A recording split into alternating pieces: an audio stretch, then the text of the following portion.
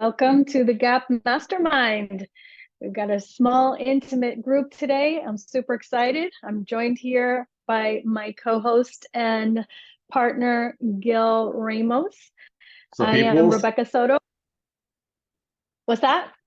I said, what's up, peoples? Good to see you guys. What's up, everybody? So this is our Gap Mastermind where we talk about growth, action, and productivity. And each week we bring you amazing topics. And this week we have a little bit of a switcheroo. So we are going to be just kind of engaging with you here today and seeing what are you seeing in the market right now. It's past August 17 and the changes are now in full effect. For us in Florida, Stellar MLS made it mandatory as of last week. And I know that many of you have been experiencing some changes. We want to hear from you, see what you have been seeing in our market. Gil, what do you want to share with us today?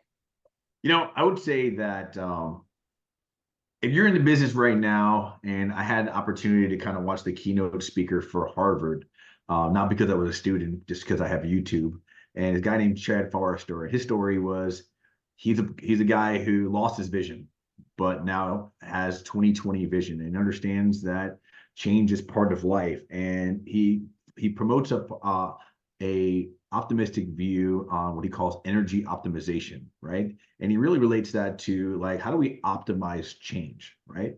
And change always allows for a new winner to be formulated in the marketplace, for someone to be able to articulate in a way that really kind of separates them. And today's all about change. Like, how do we optimize this change? And I want to also kind of really, if optimize is my first word, I want to make sure that you guys get that change allows for. It also allows for compounding and the multiplication of your business, right? So, there's four major symbols. There's addition, there's we like addition, there's subtraction. We don't really like subtraction sometimes. We damn sure don't like our business to go in division mode, but we sure do like addition and multiplication, right? So that often has to do with your belief in whatever's happening in the market. The market happens for you, not against you. So, in listening to this keynote speaker, he talks about the fact is that in everything that you see, you have two eyes, typically, right? And, your eyes can deceive you based on your beliefs. So I can tell you what my eye sees in the marketplace right now. I see that people are going to get filthy rich. Agents and consumers alike are going to have an opportunity to really maximize and optimize the marketplace that we have, right? So my belief is that you're going to get paid your unfair share. My belief is commissions are going to be higher than they ever were. That doesn't mean that other people won't suffer. That doesn't mean that some people won't be in a spot where they make 1% or 2% because they're not able to articulate the value. They're not part of the number one brokerage in the world, the most productive enterprise in the real estate scape that is producing the professionals that will lead the industry, right? And EXP can't save everybody, right? But those people that are on this call, they're plugged into EXP now more than ever will have an opportunity to optimize change. So, we really want to talk about the changes, but we want to kind of get to a spot where we start talking about it from your perspective. And maybe as a group, we can kind of mastermind together on how we can do that. We're not going to today's game is we're not all the answers for you, right? We want you guys to understand is that the answers are within our network, within our global alliance, the opportunity to be able to leverage each other. So what I'm going to challenge one of you guys to do is tell me some of your fears. Tell me something that you might, and let's together kind of formulate some answers. We'll have some things that we'll kind of throw in there too. But I want you guys to really, if you're going to write something down, here are the steps to optimize change. I'm going to give you a couple of things to go with that, but optimize change is the mindset of a winner. So I want you guys to kind of really kind of level that in as kind of our talking. How do we optimize this? And maybe you haven't figured that out. Maybe you haven't figured out how to optimize this change. Today's call is about how are we going to do that. So if you give us something that we can kind of work with, so if somebody's got something that's been pressing on your heart, like maybe it's a fear, maybe something like that, let's just talk about it. And I think as a group, the power of our group is unstoppable. So if anybody's got something that they would like to, throw their hand up and say, hey, this is what I'm challenged with, and either Rebecca or somebody else will come in and kind of help us through that. So great. I always love the first volunteer. The first volunteer, I salute you. Like it's tough to be, it's easy to be the seventh volunteer, but Veronica, I salute you. So get and give us your thoughts. What's going on in the marketplace, and any leader can jump in there and kind of give their thoughts here. So talk to me. Hey, Gail. Hi, everyone. Hey.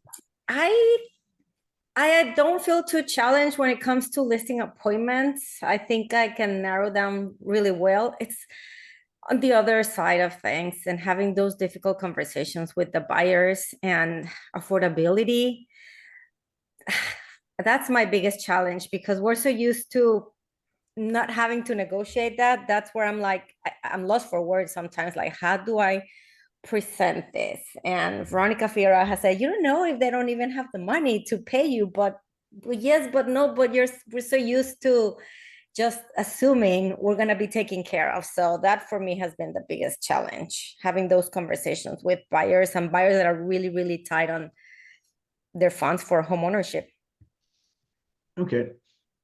So anybody want to jump in on that before I kind of help her out here? Well, I definitely want to share thank you for the honesty because I think that reflects a lot of people.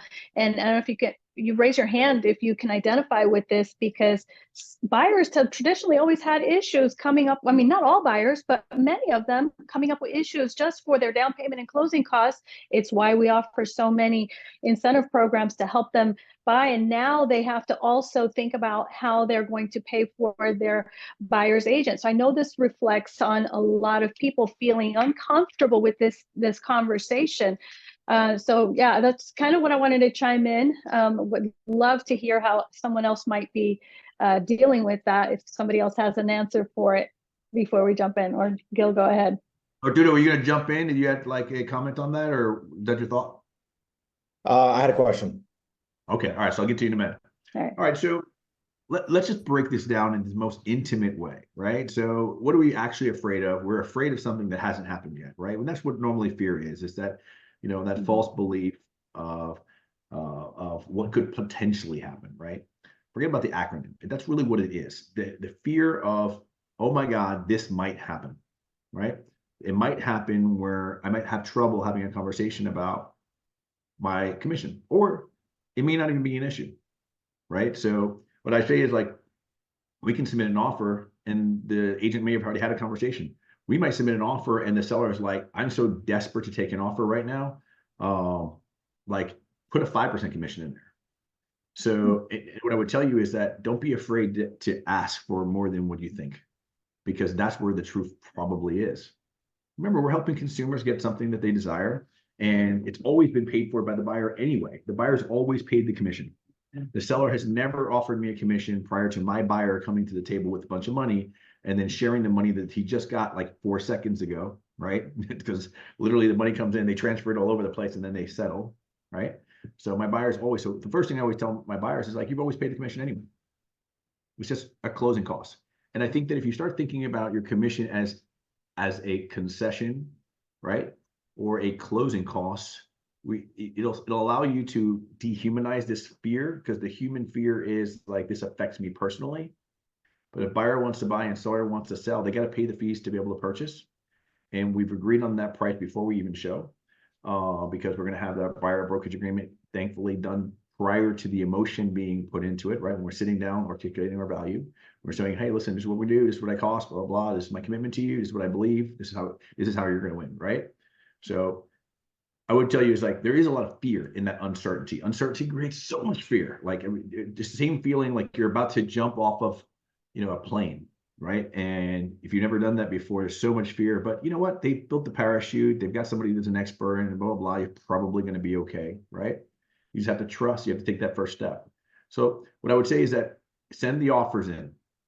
Ask for more than what you think you're deserving, because that's where you're going to find out where that value is, right? The reality is that how is that buyer going to pay for that? Well, Gil, and I've had this question just happened to me a couple of days ago. Gil, well, how is a buyer going to afford that? Well, why is that your problem? Why is that your problem? Why are you making that your problem? Why is that even close to being the big, out of all the problems that the buyer has to do to acquire a home and actually get to closing? We don't even like think about this. Are we that afraid? How is the buyer going to pay for the title fees? Do we think about how the buyer's going to pay the points on the loan? We don't think about any of that shit, because we're personalizing this one closing cost. this one closing cost, we're personalizing because we're like, we don't feel worthy to receive that big check. No, you're actually, the only reason why this person's even able to buy this property is because you brought them to the table. And there's so many things we don't actually give ourselves credit for. We don't give ourselves credit for that consultation. We don't give our credit for the therapist work that we have to do, even though we're not licensed therapists, right? We don't give credit for like driving around downtown. We don't give credit for actually paying our dues so we have access to properties to be able to show them. We don't credit for our business cards or websites and all those things that we put together so we can finally sit in front of this client and be able to serve their needs, right? And listening to all those pieces and understanding personality profiles and all these things, and this collection of information we put in our head and been on all these Zooms and these masterminds. We don't think about all of those things and why 3% is nothing. Like this Zoom mastermind right now is why you're charging people an amount, because you're learning the skills to be able to articulate, your communication guarantee, your buyer advantage program, my love it or list it, right? Hey, by the way, you can't make a mistake with me, right? I have a love it guarantee. Either you love your home or I'll sell it for free, right? I won't charge you a dime. If you don't love your home in the first 365 days, one day within those first 365 days, say, Gil, you know what? I think I made a mistake. No, you didn't. Because I have a love it or list it guarantee that I'll sell it for free. You can't make a mistake for me. But Gil, I don't want to overpay. Don't worry, I got you. It's impossible to overpay with me. I'm going to make sure that we put the right paperwork in place to make sure that you have the right addendums, to make sure that we have the right signatures, to make sure that you will not pay a penny more than the property's worth. We'll pay just enough nickels to make the deal happen. And when you understand your buyer advantage program, which by the way, the fear comes from uncertainty, and the uncertainty comes because you haven't written down your buyer advantage program. And I would say, if you just do me this favor right now, all of you guys just write down, I'm going to do this, right? I'm going to go Google. No, don't even Google it. Just go to expmarketingcenter.com and put one of those slashes. I'm not sure if it's forward or backwards or whatever. Just put the slash the way it looks, right? And just write buyer.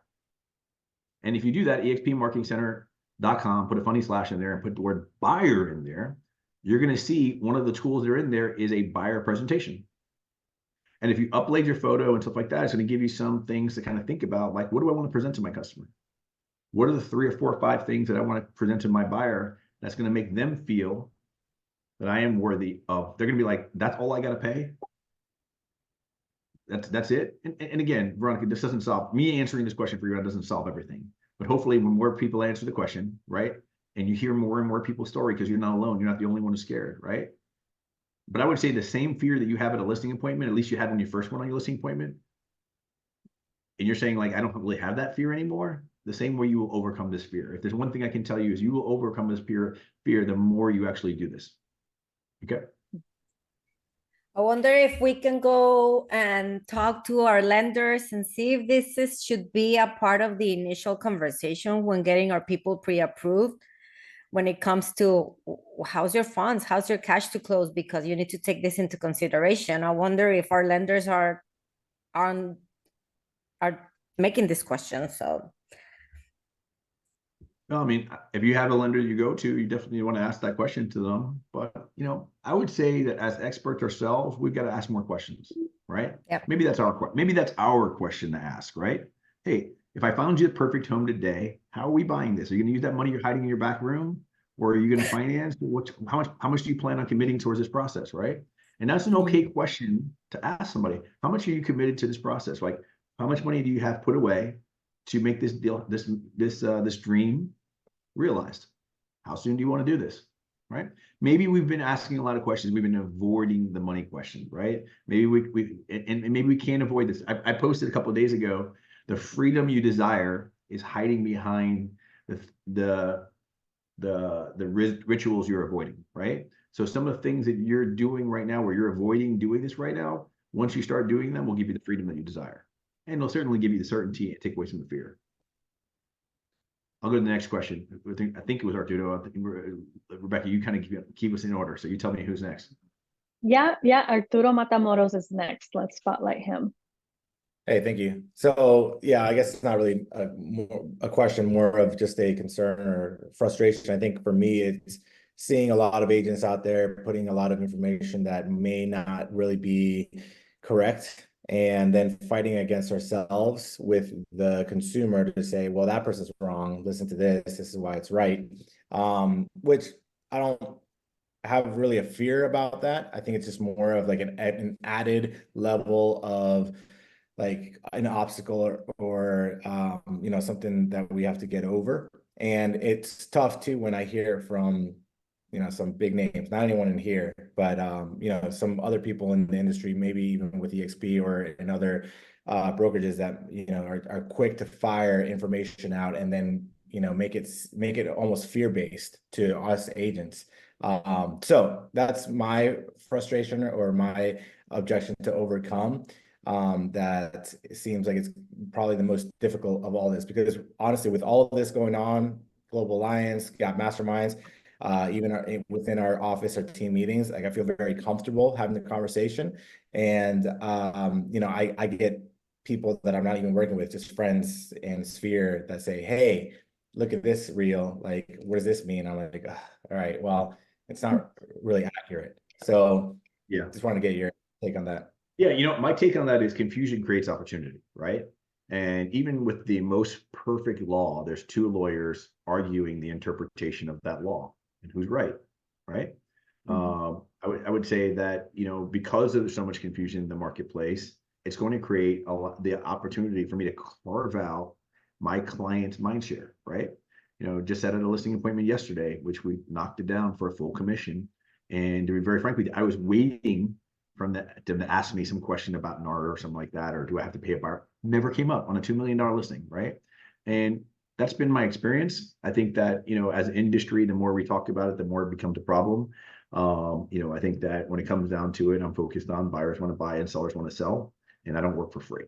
So when you are an expert in the marketplace and you have that confidence and you've got a buyer's advantage program and you got your toolkit already printed out, and you can say, here's why you work for me and here's how you win hiring me rather than working with some dollar store agent, right? Who's like moonlighting at, you know, season 52 or something of that nature. The truth of the matter is like you're working with an expert, and experts get paid more. So like I have no problem with someone telling me no as well. Like I think that it's my peace of mind is worth something to me, and it's worth, you know, something very similar to 3, 4, 5, or 10. So I'd say, like, you know, I would say, would you guys believe that buying a home is easier now than it ever was, or is it harder than it ever was? I'd argue that it's harder than it ever was. There's more complexities, there's more rules, there's more things where, you know, people can get sued. There's more reasons to have an absolute expert on your side. But you have to position yourself as an expert. Do not position yourself as a realtor. Don't position yourself as somebody who's just got a 63-hour licensing certificate. Because there's a big differentiator between you, Arturo, and somebody who's just got a 63-hour certificate, right?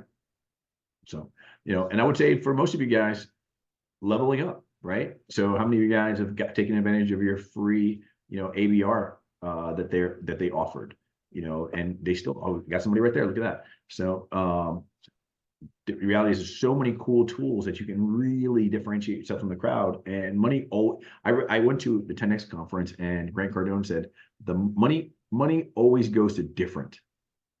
Money always goes to different. So when we have these two gizmos that do relatively the same thing, the gizmo that has, you know, a differentiator, for instance, I was watching a presentation from a salesperson, and he was talking about they created this hanger for your TVs, a TV wall hanger, whatever you guys call it, right? TV mounting kit, right?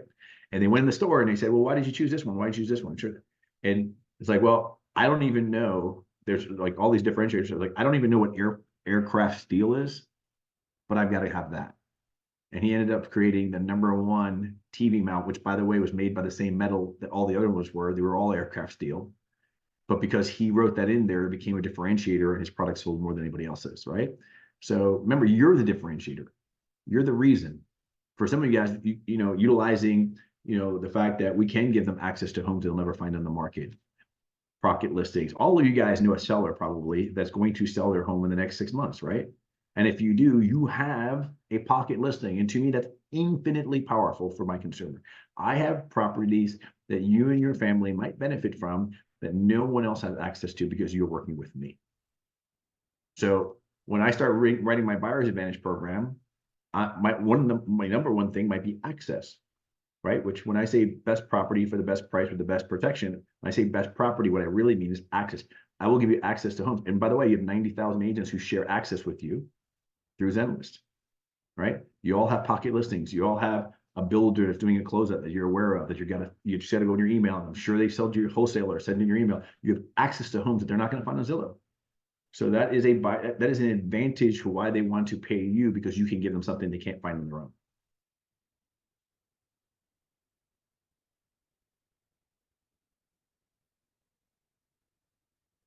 Who else? Does that help? All right. So we have Violeta Sostero next. Hi, Violeta. Violeta. How are you guys? I don't know where you are, but I want to be where you're at right now. Like, that looks beautiful. Oh, that's my view at my house in my hometown. That's awesome. That's actually my view. That's Your awesome. actual view. That's awesome. Yeah, thank you. So no, I'm a lender and a realtor, and I just wanted to touch on what Veronica was saying, and I think it's of huge importance. Obviously, if there is no compensation and they're going to have to cover it, that you do have those conversations with your lender. You have to have an open communication about anything that's happening, because we're the ones that know, right? If the funds are short and what's happening. So it's important that you do have that dialogue with your lenders. Yeah. And one thing I'm definitely seeing is the newer agents are not having an issue with this new way of doing business. I have one new agent that actually got 4%, and I'm like, and they're closing in a week, and he's making 4%. So, he showed his value and he was not afraid. And I'm like, I'm so proud of him. So I know that we're going to have more control of what we actually make. We have more control on the transaction on the buy side. So I'm super happy about that. So just wanted to add that. Yeah, Love that's such a that. point to make. If you're a new agent, you don't have any fear, because it is what it is. So that just tells you the fear that you have right now is something you created, because it's not inherent, right? If I've got a great deal and I put it on the market, I mean, I can write whatever commission I want, right? As a listing agent, I can write whatever commission I want on the buyer's agent, right? The truth of the matter is, if I gave you access to this property you wouldn't find on your own, and I was like, would that be worth more to you? If I can give you more, wouldn't that be worth more to you? Does anybody any of you guys used to getting VIP treatment without paying more? So you ask consumers, like, what kind of level service do you want? Are you looking for VIP pop-in bottles? Because that costs more, right? You want access to houses you can't get somewhere else? That costs more. That costs more. I love that mindset, because the truth is we have to see the value that we give. And I think all too often people are so quick to shut down our value that, oh, realtors are overpaid. Well, that might be true if you're not giving value, or if you don't know how to articulate that value. Some of us go above and beyond and do things where I'm like, you did what? But when you ask them what service they provide, they don't know how to tell you. And that's what we're talking about. Articulating your value is write down everything that you do, everything that you offer. You have a value that goes above and beyond. And don't skip over anything. Sometimes we forget the obvious, that you're going to list it in the MLS. One time I did hear a story a while back that, they had done this presentation. It was with a friend they knew, and they kind of glossed over some things and just got to the punchline of stuff. And the friend ended up selecting another agent. And so when they asked, well, why did you do that? And the person came back and told them, because they said they were going to list it in the MLS. And she was like, are you kidding me? We all list on the MLS, right? And so it was mind-boggling that was the one thing that separated them. But you have to not leave anything out. Write down everything that you do. And you might already be offering a VIP program and you don't even know it. So put on paper what you do, and then decide what is your VIP program, and let them know. Tell them that it's your VIP program, because that's the other thing, is that, oh, those are all the things that I do. it's how you articulate it. It's how you present that same information. It's all about the presentation. I go into a restaurant, I order my meal. It could be the same meal that I have at my own home, but how they present it to me, how they garnished it is all the difference. And I've heard the story about, you know, the $1 piece of chicken versus I'll pay $100 for this other piece of chicken because it had a story behind it. What story are you sharing? Maybe case studies of how you've helped other clients, right? Those things are so valuable. So I just wanted to share that. I don't know if you have something else you wanted to add to that. Yeah, I'd love to hear. Next. Let's keep the energy going. So I don't know who's next. But I'm just going to pick Monica because she's on my screen here. So Monica, okay. you can unmute yourself. We'll have you go next. Welcome, Monica. And we can get Maritere afterwards.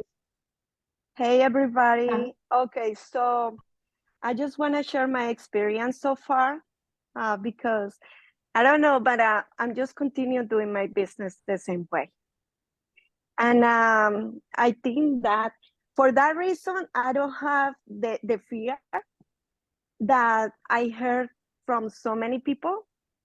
Also things, you know, everything has to do the way that you present it to people. The approach, you know. I have the other day in a listing presentation, this seller was saying, oh, so because of this new law, I don't have to pay the entire commission anymore. And I think that people just need clarification, you know, and the seller, you need to sell, right? Well, there are going to be situations where many buyers are not going to have the money to pay for their own commission. Are you willing to pay for that as a seller's concession? Yes, I'm okay with that. You know, it depends the way how you explain people. The buyer is going to pay for down payment. The buyer is going to pay for closing costs. So you agree with that? Yes. So we good. She okay? She signed the listing agreement? No problem. So far with my buyers, same thing. They just need clarification. There's so many information in the news, like people is getting confused. I know that we already went through that. And just say, you know, they just changed the rules and they want to do this. But if for some reason we don't find the house, if the seller not agree with that, we can just find another house. Okay, we're good with that. And I'm gonna negotiate that from you up front. And they are okay with that. So far, I don't have any issues. Since the 17th, I have 3 deals on the contract with buyers with no problem with that. That's awesome. So, and 1 listing. Congratulations. Congratulations. Thank you so much. I just want to say, you guys, do your business the same way, you know? Be confident and just be clear in that sense. For me, the most important is bringing options, solutions. How are we going to do this if this show up? And Awesome. that's it.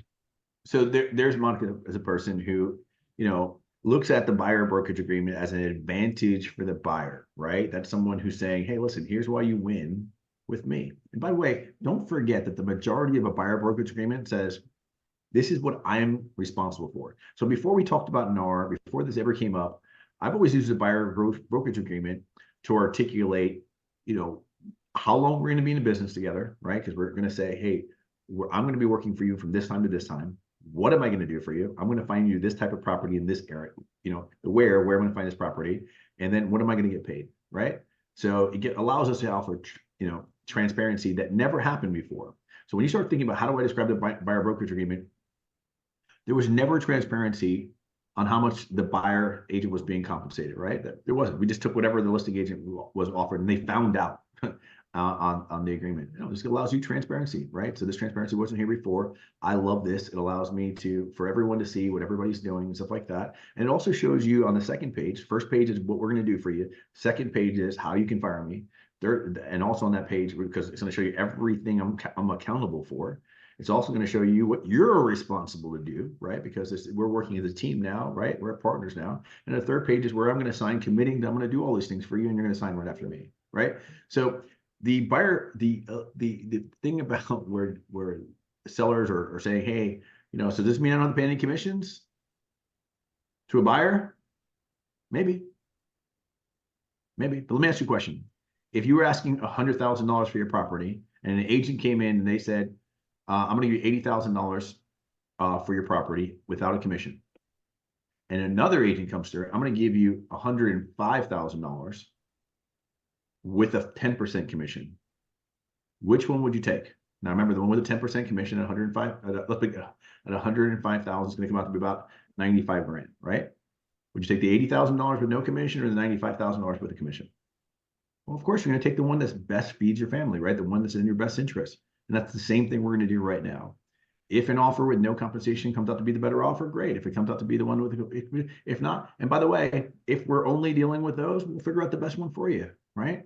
Because our only goal is to help you move to Maryland so you can be closer to your mom. Our only goal is to get you off of I-4, which you've been going back and forth on I-4, risking your family, right? And taking 6 to 8 hours a week away from your family per week. Our only goal is to, bring them back to their why. And that works for listed sellers as well as buyers, right? And once we understand their why, and by the way, I like to write their why on my buyer brokerage agreement, right? I'm committed to helping you move your family to North Virginia, right? The additional terms, it could be anything, just write it on the back of the form if you don't want to put it on the contract, but just make sure that they hear that you are committed to helping them hit their goal. By the way, that might be the first time they've heard that this month, this year, that someone else is partnering with them, committed to making sure that their dreams are met.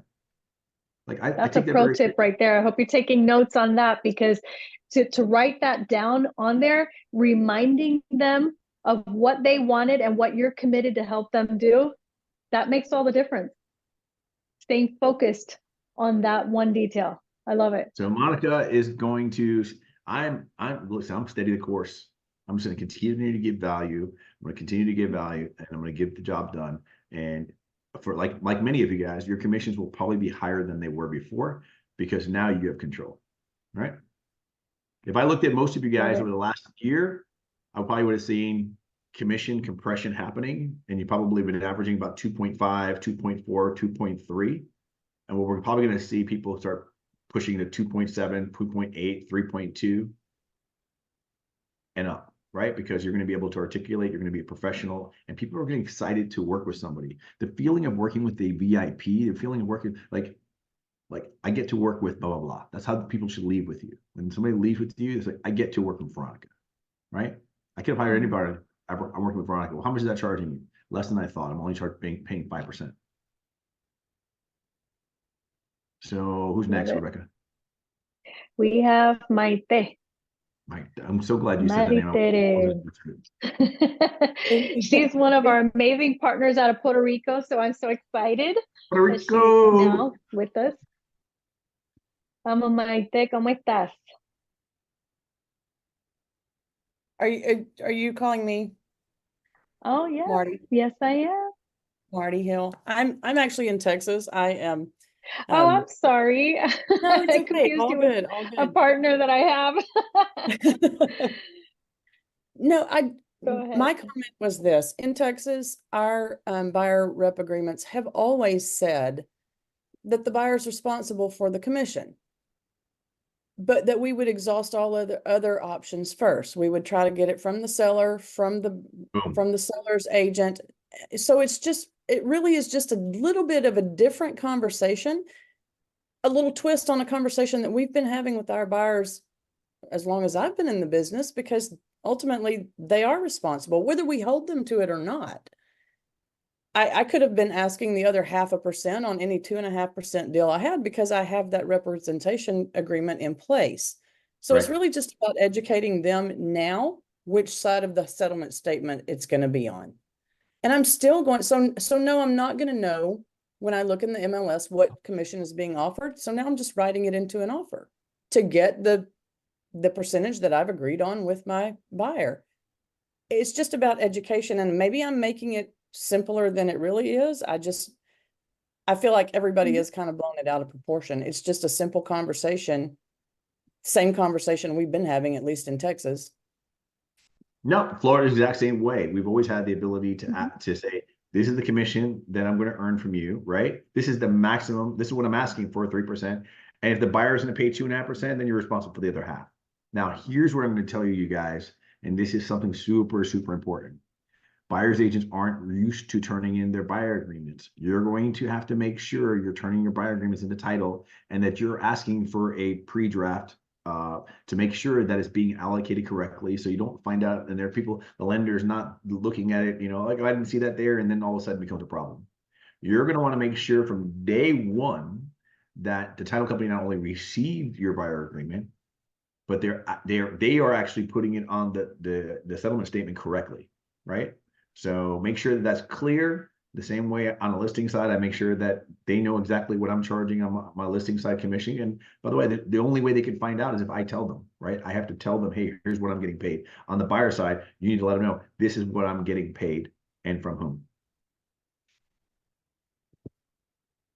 Love that. Yeah, Thank you. And I think right. it's Marty, right? I messed up her name thinking she was someone else, but it's Marty No Hill. worries. It is Marty. Yeah, Marty, I would also say, like, since I've got a veteran here, right? Like, the way I look at it is like, if I ask for concessions, those concessions pay for whatever, right? If I ask for a 4% seller concession, I've asked a buyer and seller agree, seller to pay 4% of sales price towards any inapplicable closing fees and or broker fees, right? Well, my broker fee is just a concession. It's just mixed inside there, right? So if I ask for closing costs and I have a buyer brokerage agreement, it's a wash. And I ask you, who actually paid my commission? Well, according to NAR, it was my buyer, but the truth of the matter is my seller did. The seller did, right? Or maybe it was the buyer. It's just a wash. When it comes down to it, they put numbers on the left side, put numbers on the right side, and the bottom is what people are coming to the table with or leaving the table with, right? So it's business as usual. You're right, Marty, to say, hey, listen, maybe there's some small things we have to tweak a little bit and how we say things and what we have to get signed and stuff like that. But buyer wants to buy, seller wants to sell, and we are going to be advocate for the one we represent. Good stuff. I love hearing from people who've been in the business for a while who like, listen, it's just another day. Mm-hmm. Anybody have anything creative that they're doing different that could be helpful to the group? Anybody have anything else they want to share? Anyone else who has a question, a concern, maybe a frustration? We're here to just kind of check in on you guys, see what you're seeing, how things are going for you. We got Arturo back. Go ahead. Welcome, Arturo. So Guy I know sounds that great. there's a lot of confusion about if you put a certain amount on the buyer's broker agreement, that's what you get or less, right? There's no going over that. And there's been a lot of questions regarding new construction or bonuses and those types of situations. So I'm curious if this has been brought up. I haven't heard it, just something that came to mind is if we start high and in our additional notes at the bottom of the buyer broker agreement, we say that we're only charging our buyer 3%. But if there's anything above that that's being paid by the seller or new construction, that's a bonus or an extra percentage for bringing the buyer, that would go and be paid by the seller. So is that something that has come up, or is that something that can be done? Or do we just need to say, hey, we're going to do it at 3%, but if for some reason they're willing to do more, we're going to sign a new property specific agreement, and that will trump this agreement. I don't know what the best. Yeah, I'm going to tell you, for me personally, we're going to go look at this builder, and they're offering me a 5% commission, and I've got a 3% commission agreement with my buyer, right? I think that's kind of what you're asking me. I've already filled out the 3%, and then we ended up showing a builder, and this happened to be a builder weekend because Labor Day weekend's coming along, and they're like 5% to all buyers broken, right? So that's the scenario coming through, and I would have no problem saying, hey, listen, good news. I already talked to the builder, and we're going to update our the buyer agreement because the builder is going to pay 100% of the commission for you.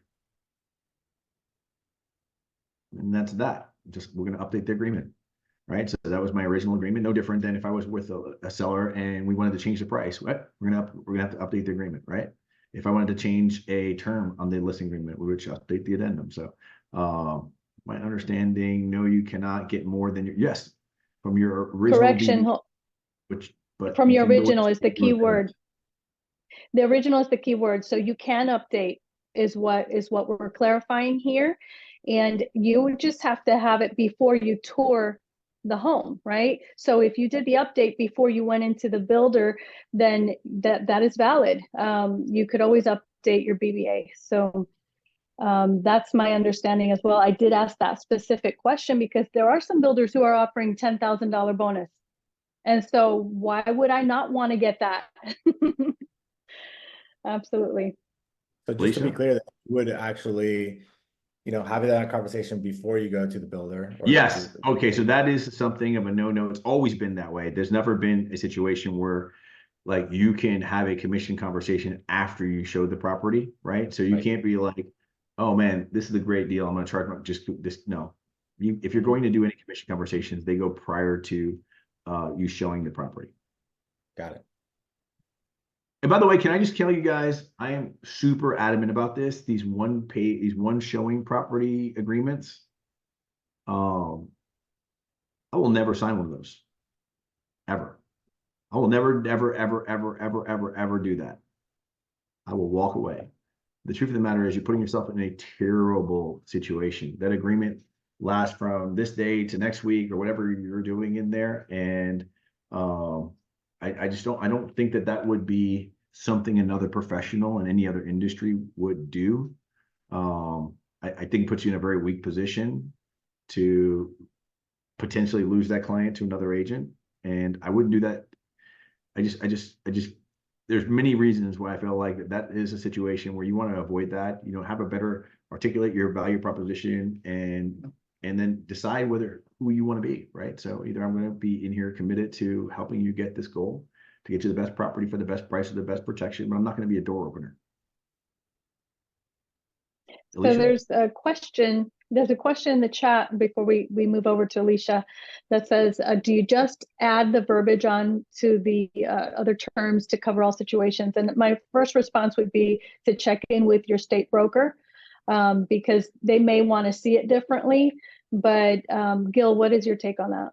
Yeah, my situation is pretty simple. Like you shouldn't doctor a form, right? So you find yourself putting yourself into writing some verbiage on a form. And I saw one recently where they just added a new checkbox to it. And it was like, if it's a builder, I can get paid to like, when you're sitting down when I'm sitting down with the listing process, I decide my commission at a table.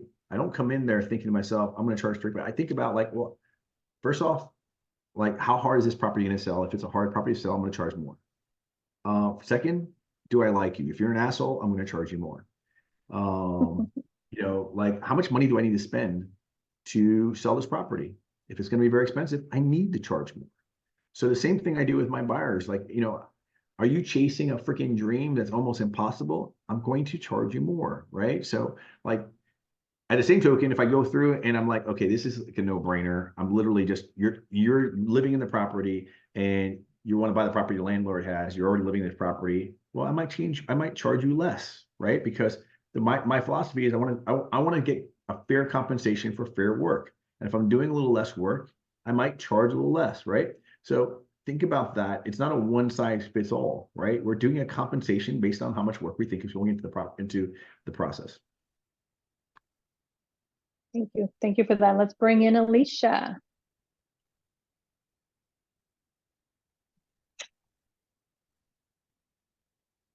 Lisa, you're on mute. All right, sorry guys.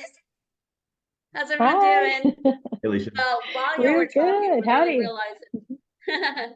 Hey everyone. So our questions were more contractual, and we've realized, you know what, we need to get with our local broker. Thank you, Rebecca, and ask those specific questions because ours are all contractual in nature.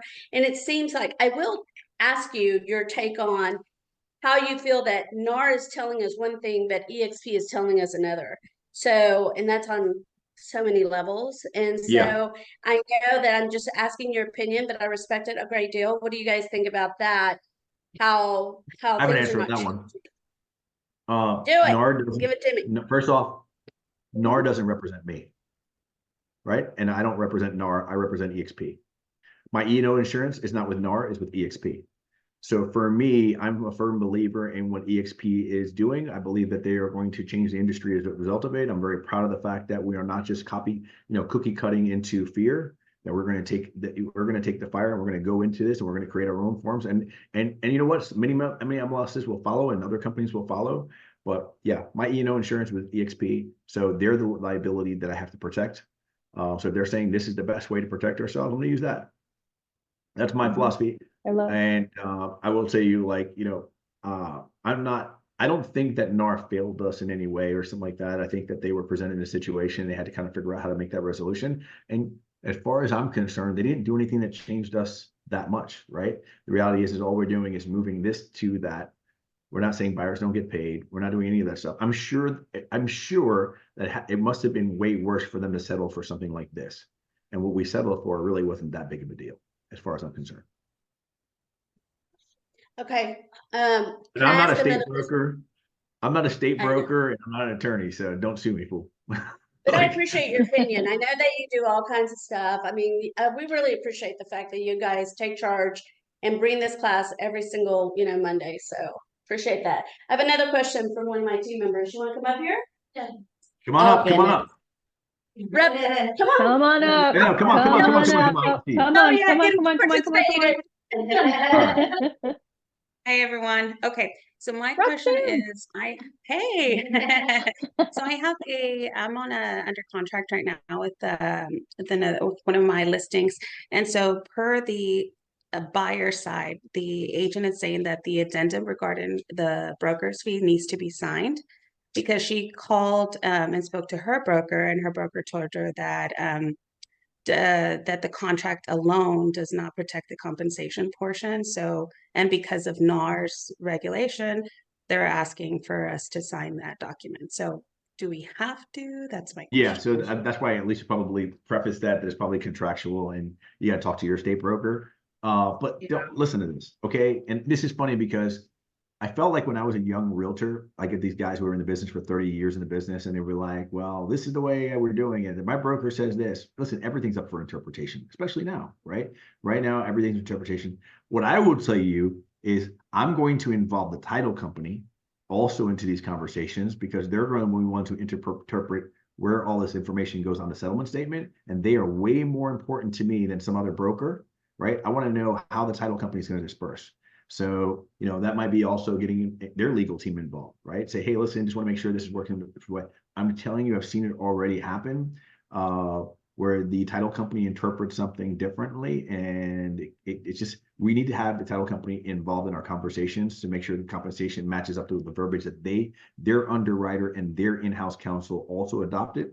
So we just have to be better communicators. I will tell you, I would say, like, I don't know if you guys know this, but you guys can, at any given time, get your Florida broker into a private room. You could do it today, right? And what I always say is go to exp.world and instantly you could be in the broker's office, instantly, face to face, virtually, right? And yeah. I prefer it sometimes like that, because sometimes I'm not all dressed up. I would say immediately after the Gap Mastermind's over, go to exp.world, go to your state broker, and within 4 to 5 minutes, you get absolute clarity. No other brokerage in the world has that system, right? So exp.world, if you've never used it before, there's no more downloading.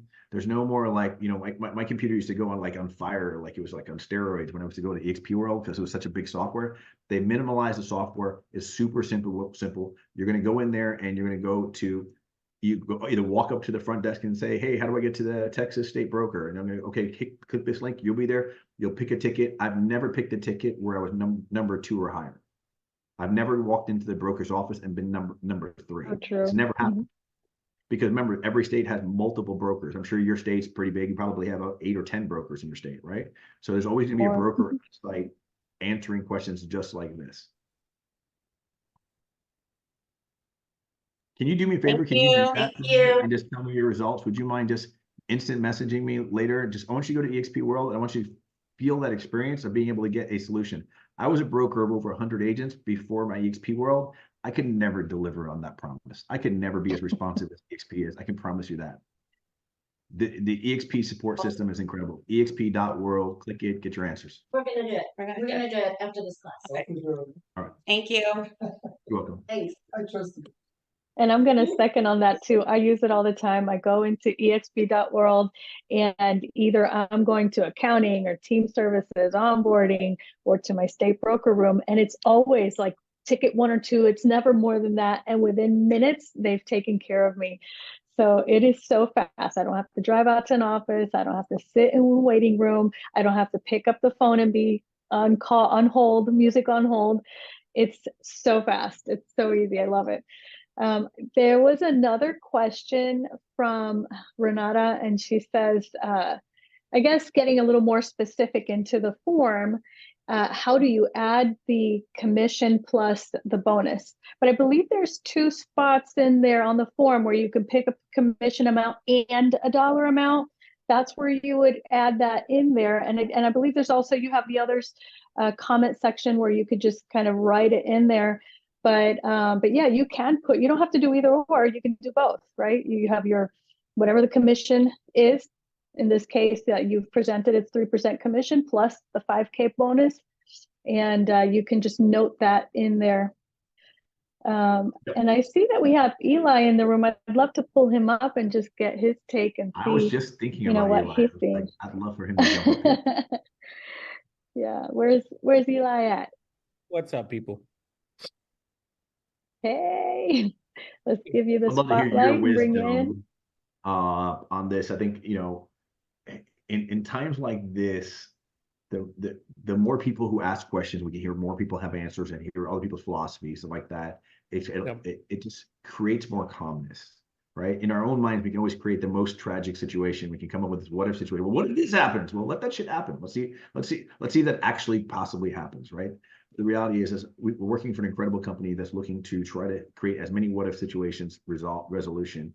And you know, with your position with EXP and stuff like that, I just want to hear your take on what's going on. Like, I feel like we're now in that spot where, you know, we should be past the fear portion, but we're not. So like, I'd love to hear your spot. No, I think the fear portion is going to stay around till November when this actually, because everything that's happening right now is just kind of NAR preparing for November, but nothing changes till November, right? The reality is that what NAR is trying to do now is show in November when they actually go to court with this, show what has changed in the market. I think the intention was for them to prove, hey, we've been doing this for 90 days. We can see that it's hurting buyers. We can see that it's affecting the business. We need to go back to the way it was. I'm the guy that they're making memes about because I'm the guy saying, I hope the opposite happens. I like these new changes. This is putting more money in my pocket because now one of the examples I'll give is when we go to listing appointments before, let's say your commission was, I don't know, your percentage was 8%. Usually you would say, well, it's 8%, 4 and 4. And then if unrepresented buyer comes around, then I'll lower my commission to 5%. And it was always about lowering your commission for an unrepresented buyer. Now as a listing agent, my conversation is backwards. Listen, all I charge is 4%. If an unrepresented buyer comes, it has to be 6% because now I'm doing more work. So as a listing agent, I'm putting more money in my pocket now. That's the way I see it. As far as the conversation with the buyers, it's tough. You know, now the buyers, you do have to sit down and say, you know, you as the buyer are supposed to pay our commission. From what I've heard and listened to different state brokers and different conversations we've had with our Puerto Rico Association of Realtors, conversations with HAR, with the Houston Association of Realtors, we're not supposed to have a conversation with the buyer saying, hey, I'm going to put 3%, but you know, if it's later more, we'll change it. You're supposed to stick to your original buyer representation agreement, which is the only concern I would have as far as the buyer side. But it's just conversations. The business hasn't changed. The conversation is just changing. And I tell my buyers, listen, this is what we charge. We charge 3%. It's not about what you can or cannot pay. This is what we charge. But as your buyer's agent, as your representative, when we make the offer, just like we've always asked for, you know, concessions for your closing costs, and we ask for concessions for title policy or home warranty, et cetera, we're going to ask for the seller to pay my commission, so you won't have to, right? So even though you're paying for it in the sales price, it's coming out of the sales in the funds of the seller at the closing. So I don't know if that's kind of what you guys wanted me to talk about or answer, but I'm optimistic. I think these changes are good. I think they bring a lot of transparency to our business. It's no longer hiding it in the MLS how much the buyer's agent is making. Now it's up to you. You're a buyer's agent. Put on the offer how much you think you're worth. You know, hey, I think I'm worth 5%. You've been sitting on the market for 120 days. You probably have no offers. I'll bring you a full price, but I want 5%. You're not limited to 2% anymore. You're not limited to what the listing agent says. This is what I charge. I work for 4%. I know a buyer's agent in Puerto Rico. He works for 4%. Doesn't matter where it's coming from. He charges 4%. So now as a buyer's agent, you get to decide how much you're going to get paid. You're not at the mercy of a listing agent to tell you how much you're going to get paid. And you put it in the offer, you negotiate it. Yeah. You know, what's funny is I wrote an offer and the listing agent told me that they were only giving 2.5%. I'm like, because she was only getting 2.5%. I was like, that's irrelevant information. I don't need to know how much you're getting paid. I was like, but we charge 4%, right? And I was like, and he goes, well, that's not going to happen. I'm like, well, submit it. And if they don't want to take the offer, they can certainly counter, right? But the conversation really isn't against the seller. It's really about the listing agent trying to create their own value. And I think that what's going to happen is you have listing agents trying to, create their value by causing a doorstop on that door being open of buyers agents getting paid more than they do, because a lot of listing agents do this 1% commission, or they do volume and things of that nature. So I was just having a conversation with Kendall about it. Was my philosophy is like, you have concessions, and a commission is part of that concession. Now, in the lending world, it could create some problems with how many concessions the lending side might offer and things of that nature. But I think this is an evolution. I think this is just the beginning, and there's gonna be some opening up of this as we find out that, is this in the best interest of the consumer? If it's not, how do we allocate some new funds, or how do we allocate some new resources, or change some of our guidelines to make sure that the buyer, that no one ever wanted the buyer to get hurt from this, right? I don't think in the spirit of it, NAR doesn't want that. Nobody wants that. Like, we want to keep the economy moving along. If they find that this is an issue for them, they're going to make some compensation there. But for right now, in confusing times, creates opportunity for you guys to go out there and get your unfair share. Like, you got to believe in your heart that you're worthy of it, right? Who says that you're only worthy of 3%? Who says? Who told you that? My mama never told me that, right? Like, no one told me I'm only worth this. You're worth whatever comes out of your mouth and someone agrees to it. So have the courage to ask for more. And if you feel like if you feel like you want to lower it, you always can, right? Nobody has a problem with you lowering your amount ever, right? So, absolutely. But I would tell you, and I'm glad that you mentioned that, because we can ask. We have to ask for the full amount of what we want to charge. We can charge less in the end, but we can't ask for more. So you do have to put the full amount there. You can update your form and add in, commissions. Can we have a form that covers every scenario? I don't know that we could actually do that unless you're putting it all out there and then telling your buyer, if they don't pay for it, maybe I'll only charge you X. I don't know, but we do have to ask for more. We can't just go for the 2% and then hope that, well, if the seller's paying 3%, I'll ask for the 3%. It's too late. You already said you work for 2%. So you have to put the full amount in advance. don't be afraid to ask for your value. All right, guys. Well, wrapping up here, I want to remind you guys that you're going to blink and EXPCon is going to be there, right? So if you haven't got your ticket already for EXPCon, it's going to be incredible announcements happening there. It's going to be we're going to see some new ways for us to dominate the market. Masterminds. I can tell you, I've never been to one of these events where it didn't pay for itself, right? Where I didn't get a referral, where I didn't get some mindset that helped me trigger a new line of income for myself. So be at EXPCon, which is going to be in October. Don't miss it, and bring a friend. The only regret I've ever had was I didn't bring enough people to experience this incredible opportunity that's changed my life and many others. I love this. And I feel like this is where all the growth happens. Sorry. Yeah, your friend comes for free. So if you know an agent that's not with EXP now, as of today, the Explorer Pass came through, which allows you to name a non-EXP agent to come as a buddy, as a pass for free. So look into that. Go to Google EXPCon. It's going to be in Miami. It's going to be epic. It's going to be the best event we've had ever. So I'm looking forward to it. I'll see you guys there. I'm excited. I think that's where all the growth happens.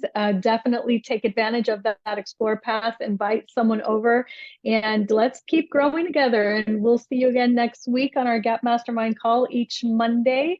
And the recordings are available on our YouTube channel and our Global Alliance University. Everyone have an amazing, powerful week. And let's keep the conversation going in our chat groups and keep helping one another, elevating each other. Bye now. All right, guys. Take Have care. an Be amazing well. week.